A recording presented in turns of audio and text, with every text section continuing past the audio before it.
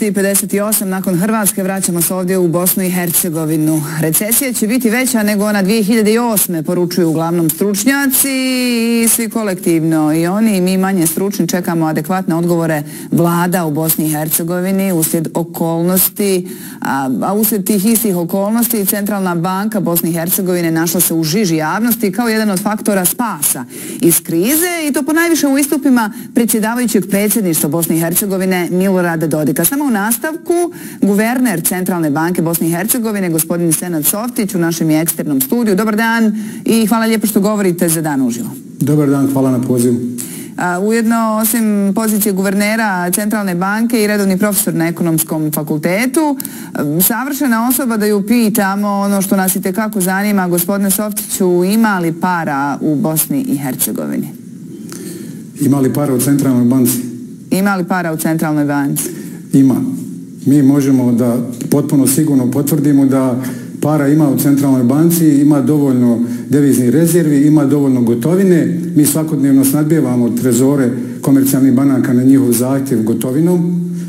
Oni i pored toga imaju dovoljno gotovog novca u svojim trezorima, tako da naši građani su uvjerili da ima dovoljno novca i nema potrebe da podižu značajne iznose novca, i to se pokazalo, i hvala građanima koji su bili vrlo racionalni u korištenju gotovog novca, i pogotovo što su bili vrlo racionalni u korištenju drugih oblika plaćanja, bezgotovinskog i bezkontaktnog, odnosno elektronskog plaćanja.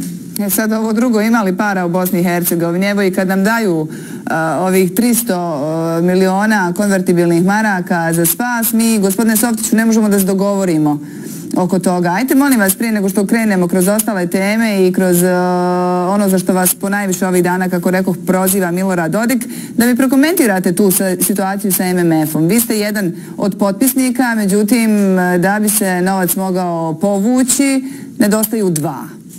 Da.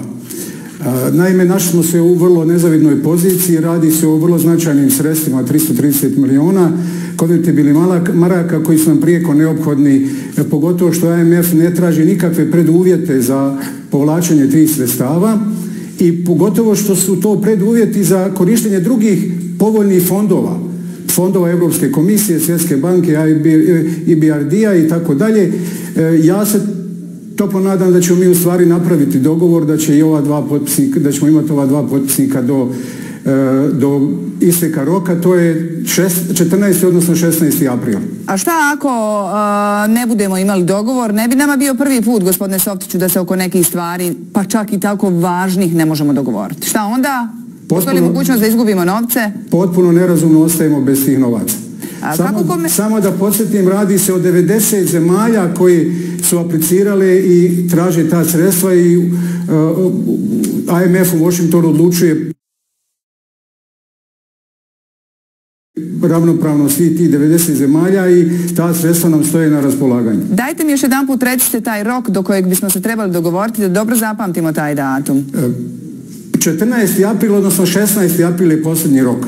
Ali mislim, nama treba i ranije da pošaljemo taj zahtjev, razumijete? Mora da prođe administrativnu proceduru i u IMF-u, u administraciji IMF-u. Kako komentirate zahtjeve onih koji nisu stavili svoj potpis?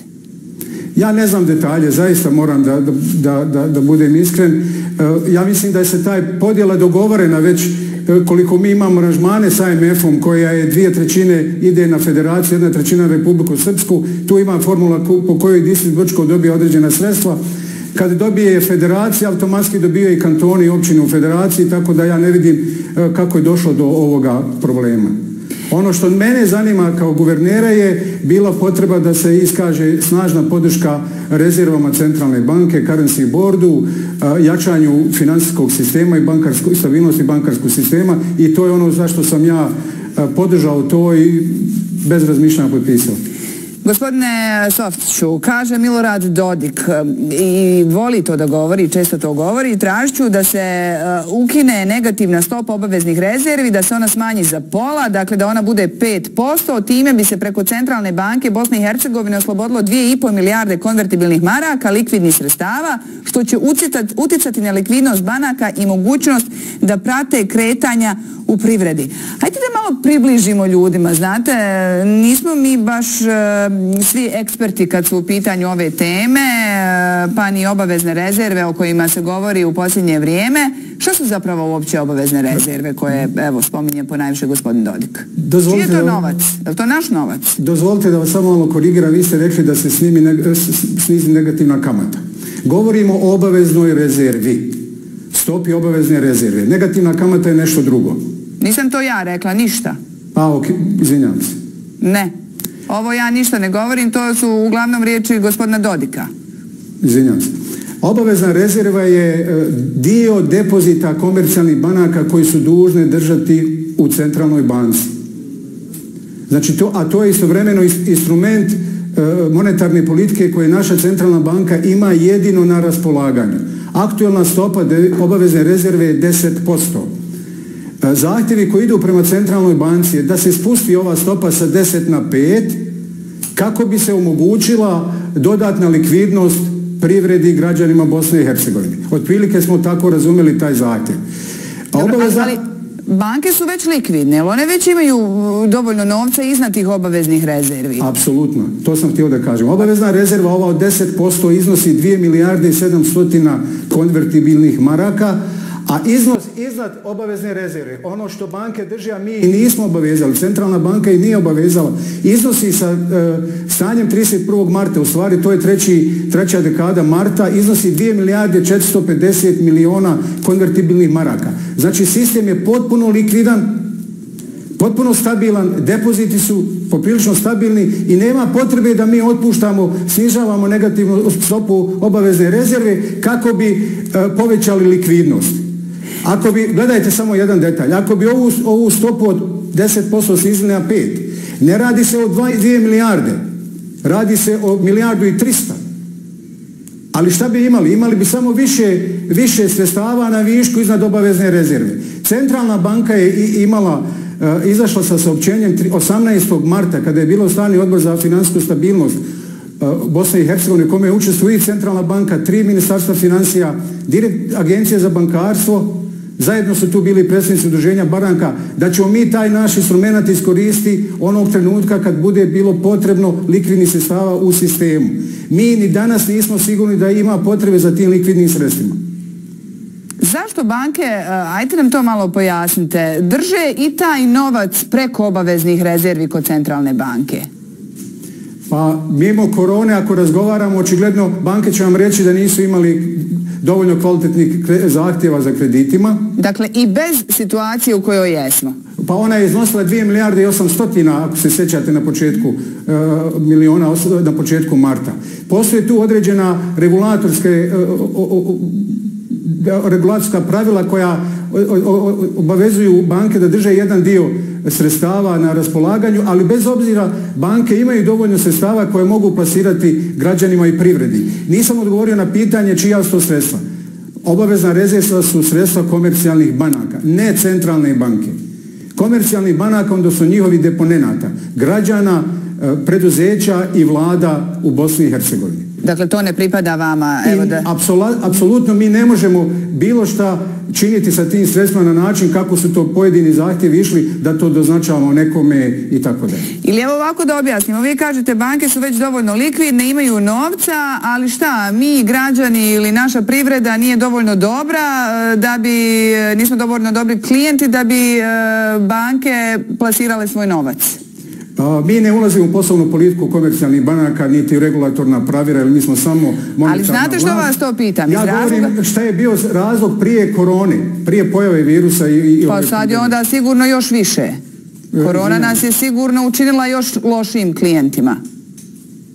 Ali ja mislim da našoj privredi zaista nedostaju likvidna sredstva i ja se nadam da će banke i već imaju razumijevanja da značajno Ali znate što vas to pitam? Ugledni profesor, dakle ekspert, vaš kolega, gospodin Domazet se slaže s tim, čitala sam to, mislim da je pisao za kolege sa Al Jazeere, da je Dodikov prijedlog jedan populistički i vrlo površan prijedlog. On kaže, nađite kreditno sposobne klijente, banke će sa radošću plasirati tih 3 milijarde i tih 4 milijarde, dakle ono što imaju u inostranstvu, i tako povećati svoje profite koji su inače iznosili 200 miliona u 2019. godini. Ne treba vam nikakva akcija prema centralnoj banci. Ovo je poruka državi.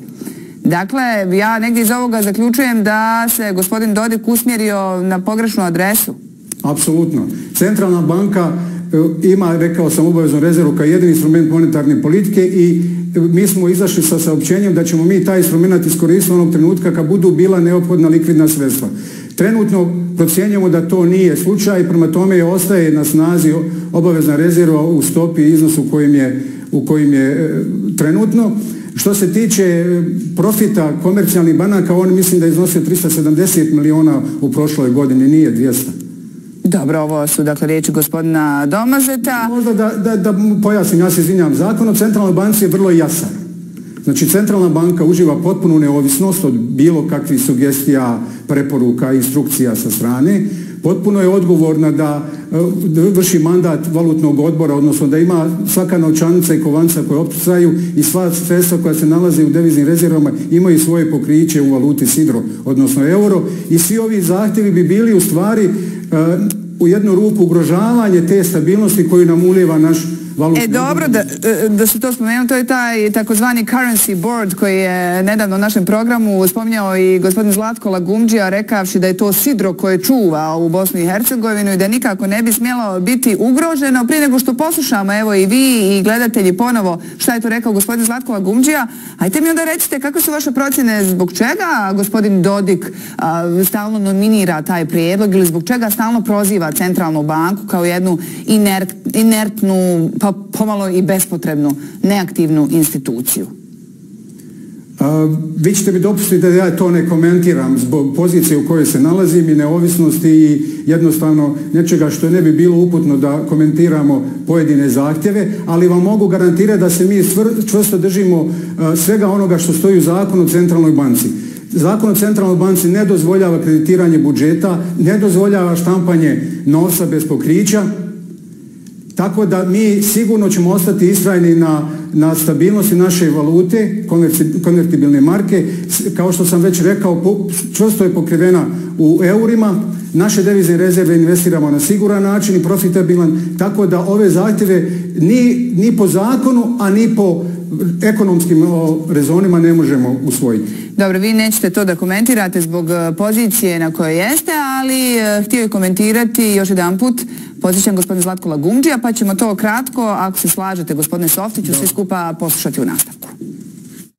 Prva stvar, to je dakle direktno u suprotno sa onim što nam su omogućilo da dobijemo međunarodne financijske institucije na svojoj strani. Dakle, ne bi mogli dobiti nikakve kredite koji su nam neophodni ovdje da bi ovu krivu nekako smanjili, da ta ekonomska recesija ne eksplodira pred glavom, nego da ide nekako jednostavno da kažem da je razvučemo što je moguće duže. Međunarodne financijske institucije ne bi s nama ozbiljno razgovarali kad bi napravili udar na centralnu banku, ali ono što je također direktna posljedica, mi bi dobili neka sredstva koja su minorna u odnosu na to šta nam treba, ali kao rezultat bi imali da bi centralna banka bila rasturena, da bi konvertibilna marka praktično pala i onda bi sidro koje drži ovu državu na okupu, a zove se centralna banka i currency board, praktično bilo izvađeno i ovaj bi brod koji zove Bosna i Hercegovina plutao, Bog te pita koliko čamaca prema dalje. Dakle, zato su, slobodno mogu reći, a tim više, što samo da budem vrlo jasan, naš zaduženost, molim vas, naš javni dug, vanjski i unutrašnji iznosi nešto oko 35% društvenog proizvoda. Primjera radi, molim vas, da budem jasan, od tog duga, vanjski dug Federacije je duplo veći od duga Republike Srpske jer smo se toliko zaduživali, ali unutrašnji dug Republike Srpske je duplo veći nego Federacije. I sada neko iz Republike Srpske hoće da prebaci pare, eventualno papire od vrijednosti, kako oni zovu papire koje nemaju nikakvu vrijednost, da ih prevuče u centralnu banku i da centralna banka završi sa hrpom bezvrijednih papira koje su entiteti prije svega Republika Srpska emitovali i da onda u stvari mi sad platimo to što je Republika Srpska ekonomski na koljenima i bez korone. Hoćete li ovo komentirati da mi sad platimo što je Republika Srpska na koljenima bez korone? Kao što sam vam rekao, mi se čvrsto držimo Zakona o centralnoj banci koji nam daje prostora da budemo odgovorni profesionalni u upravljanju deviznim rezervama, u očuvanju stabilnosti naše domaće valute, odnosno konvertibilne marke, u održavanju platnih sistema i poravnanja u platnim sistemima u Bosni i Hercegovini, tako da mi ono što je mandat centralne banke u potpunosti profesionalno i odgovorno izvršavamo. Zbog toga ne možemo na način kako mi upravljamo deviznim rezervama. Da vas samo podsjetim, radi se o iznosu od 12 milijardi i 400 miliona sa datumom 31. mart. Sve naše devizne rezerve su investirane u hartijama od vrijednosti zemalja visokim rejtingom Europske monetarne unije. To su zemlje Njemačke, Luksemburga, Francuske, Finske, u depozitima komercijalnih centralnih banaka istih tih zemalja, uključujući još i Luksemburg i Finsku. Prema tome naše devizne rezerve su stabilnost valutnog odbora. Zbog toga mi ne možemo investirati u hartije od vrijednosti entiteta, niti razmišljamo o tome.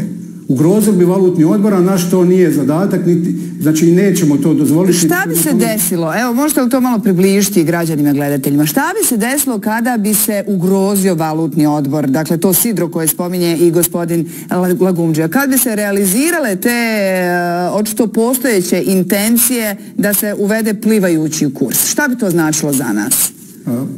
Molim vas, neće se to desiti. Znači da razjasnimo potpuno. A šta ako bi se desilo? Ako bi se desilo, onda ulazimo u nešto što bi ja nazvao haos. Naša bi valuta deprecirala, pala bi joj vrijednost, ne bi mogli doprinijeti razvoju i rastu kako to radimo sa trenutnom valutom. Da vas podsjetim da u svim dosadašnjim aranžmanima i sa IMF-om i sa pristupnim aranžmanima prema Europskoj uniji, konvertibilna marka, valutni odbor je ocjenjen kao sidro stabilnosti ekonomske i monetarne i makroekonomske stabilnosti u Bosni i Hercegovini.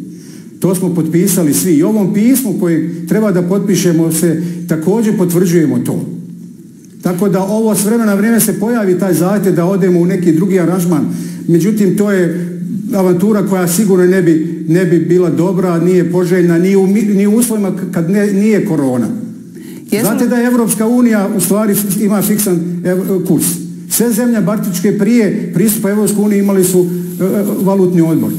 Imate Bugarsku koja je u sistemu Evropske monetarne unije ima valutni odbor. Imate Dansku koja nema euro, ali ima svoju valutu koja je fiksno vezana za euro. Imate Austriju i Nizozemsku koja je bila prije ulaska u Evropsku uniju, imala je svoje valute koja je bila čvrsto vezana za konvertibilnu marku. Dobro, gospodine Savčiću, možete li vi meni reći koje i kakve instrumente ako ima centralna banka ima da pomogne privredi i građanima u ovoj krizi? Kažu vrlo često ekonomisti, stručnjaci da ste vi jedna anahrona i vrlo skupa institucija. Ja sam rekao da mi imamo nekoliko instrumenata na raspolaganju, ja ću izdvojiti samo 4. Jedan je da održavamo stopu obavezne rezerve koju već imamo, stoji nam na raspolaganju da spustimo stopu kada bude likvidnost potrebna privredi, odnosno za... Dobro, to je ovo što ste rekli na početku. To ćemo uraditi, to nam stoji na raspolaganju. Kada značajno padne višak, mi ćemo to učiniti. Sad ne vidimo razlog i potrebu za tim. Drugo što mi radimo, investiramo devizne rezerve na siguran i profitabilan način. Znači garantiramo stabilnost valutnog odbora na taj način što su nam hartije tamo gdje sam rekao da se nalaze. Šta to znači? U svakom trenutku kad nam budu trebali ti novci, ti euri, mi možemo da vrlo lako da ih pretvorimo, da ih dovedemo i da ih damo građanima, odnosno privredi ako iskažu interese za to. To su njihove novci, to su novci komercijalnih banaka, vlada, i dobro, šta još možete? Gotovog novca kojeg imamo u opticaju. Treće, mi održavamo platne sisteme kao što sam rekao. Dovoljno da, znači čitava platforma preko koje se vrše sve transakcije plaćane u Bosni i Hercegovini idu preko sistema koji se nalaze u centralnoj banci. Samo u martu mjesecu imali smo negdje oko 3,5 miliona transakcija koje su iznosile oko 8,5 milijardi, da sad ne navodim iznose koji su u decimalama. Preko 100 milijardi imamo transakcija, vrijednost transakcija u godini dana. Tako da i još snadbijevamo bankarski sektor, građane sa gotovim novcem koji je konvertibilan, zamjenjiv u euro, to građani znaju. To je ovo što nama ima na raspolaganju. Mnogi miješaju, da tako kažem, našu centralnu banku sa centralnim bankama u regiji i u svijetu. Druge centralne banke imaju superviziju u svom sastavu, imaju mogućnost da kreditiraju banke koje su u problemima, mi to nemamo superviziju, ona je kod nas u agencijama za bankarstvo imamo agenciju osiguranja depozita koja je isto pokazala svoje opravdanje i postojanje. Odatle je vjerovatno i nesporazum zašto mi ne štampamo pare, zašto ne kreditiramo i tako dalje. Imate, gospodine Softiću... Valutni odbor to ne podrazumijeva i mi to ne možemo učiniti. Imate u svemu tome nešto što je također bio predmet rasprave u javnosti, enormno visoke plate. Evo da se prisjetimo vaše koja je negdje, ispravite me ako nisam u pravu, oko 8.000 konvertibilnih maraka. Jeste li, gospodine Softiću, razmišljali o tome ili čija je već to obaveza, ne znam, zamanta mi se o te cifre, da se te plate smanje, ne znam, 2.000 i nešto je prosječna plata u centralnoj banci? Mislite u kontekstu ove pandemije? U kontekstu pandemije, da. Jer mi smo smanjili... Možda bi trebalo i van konteksta pandemije, ali hajde da ne ulazimo sad u to. Van konteksta pandemije mi smo imali već jedno smanjenje plata od 10% u centralnoj banci. Mi smo naravno svjesni u kakvom okruženju živimo i nalazimo... Je li to prevelika plata, gospodine Softiću, za bosansko-hercegovačke uslove? Pa gledajte, ja sam tu platu naslijedio. Pa dobro, mogli ste nekako i odbiti. Ja po zakonu imam pravo na naknadu kao predsjednik upravnog odbora, to ne koristim, ali ne bih volio da sad razgovaramo na način tome. Ja sam svaki dan 4,5 godine na poslu od 8 i danas sam na poslu i subotom i nedjeljom i vrlo odgovoran, vidite s čime se sve susrećemo, evo u čemu smo razgovarali. Ma jasno, kao i brojni drugi građani Bosne i Hercegovine. Kao i brojni drugi građani. Da odgovorim, znači kriza je... Za mnogo manje novce. Slažem se. Ja sam došao sa univerziteta, vi to znate, bio sam konsultant, radio sam vrijedno i naporno, ali da sad ne govorimo o meni. Nije problem to, nije problem moje plaće. Mi smo se izjasnili da na bazi dobrovoljnoj se odričemo jednog dijela plate gdje smo formirali jedan fond koji ćemo usmjeriti tamo gdje je najpotrebnije u ovom slučaju, dok se ne riješi neko pitanje na nivou Bosne i Hercegovine kako da svoje plaće usmjerimo, odnosno dijelove plaća usmjerimo u fondove gdje je to potrebno. Ovi zakoni koji se pripremaju da se dio poreza na dohodak i za doprinose usmjeravaju, vjerovatno ćemo biti i mi podložni tome, mi ćemo to ispoštovati jer naš princip je po kome radimo isplate tih doprinosa je princip prebivališta. Tako da i centralna banka će neosporno sudjelovati u ovoj solidarnosti sa svim onima koji su ostali bez plaće ili su smanjena im primanja. I to već činimo. Hvala na odgovoru. Kakve su, gospodine Softiću, vaše prognoze, to sigurno građane zanima, za ponašanje banaka komercijalnih u budućnosti? Možemo li očekivati neko, možda se to već u ovim trenucima dešava, enormno skakanje kamatnih stopa? Kako će se to kretati? Evo, s obzirom na vaše iskustvo i stručnost, kakvu viziju imate? Prosječne kamatne stope trenutno za stanovništvo je 5,55%, čini mi se za privredu 2,82% na godišnjem nivou. Ja ne predviđam da će doći do rasta kamatnih stopa, one su, kako mi to kažemo, na historijski niskom nivou. Sad nema zaista potrebe da se to desi, depoziti su stabilni, ponavljam, tako da sada ne vidim tu potrebu, ne znam šta će se desiti u budućnosti, kakva će biti kreditna aktivnost i zahtjevi prema komercijalnim bankama, ali mislim da nema potrebe za rast kamatnih stopa. Glede ovog moratorija na kredite, kad usporedite bosansko-hercegovački model i recimo model u Srbiji gdje banke ne mogu baš tako odlučivati i procjenjivati kao što je slučaj u našoj zemlji, kojem biste dali bolju ocjenu? Gledajte, treba vidjeti kolika je realna mogućnost bankarskog sektora za sve te aranžmane o kojima govorim. Bez dileme treba uvesti moratorij za kredite za sve one koji su ostali bez plaće, kojima je značajno plaća smanjena i tako dalje. Za one kojima nije plaća smanjena, evo da uzmem moj primjer, a imam kredit, nema potrebe da se uvodi moratorij. Pa sad ste rekli da vam je malo smanjena, da će biti. Pa bit će smanjena, ali neću ja opet uzeti taj moratorij. Imam pravo. Pazite, i u Srbiji, ja mislim, ostala mogućnost da ne uzima moratorij, da ne uzima neko ko ne želi.